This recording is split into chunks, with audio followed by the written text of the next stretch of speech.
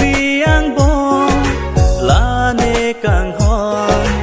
nang phan pu an ne ka ching hon nang le a ve lo te bom ne vo leng dun ji ko pu son nang le a ve lo te bom ne vo leng dun ji ko pu son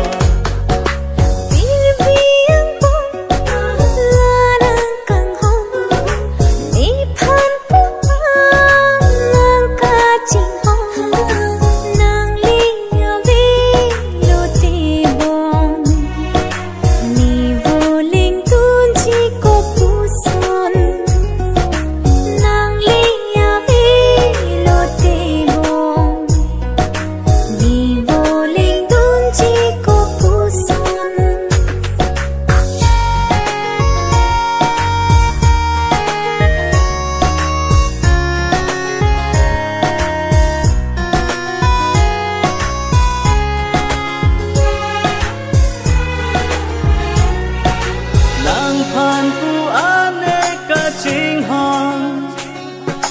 voluri nang ne phan la pu so nang phan pu ane ka ching hon voluri nang ne phan la pu so nang phan nang long le te ni bu leng dun thek chi ko pu so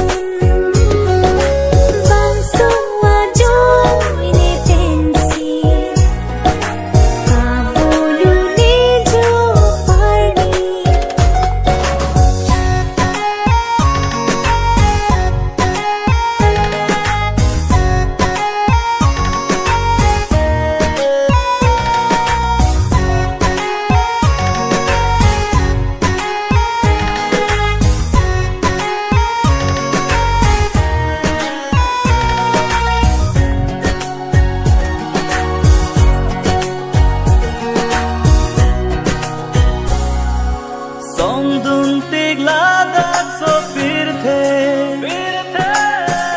thip ji nang phan la ne seng ve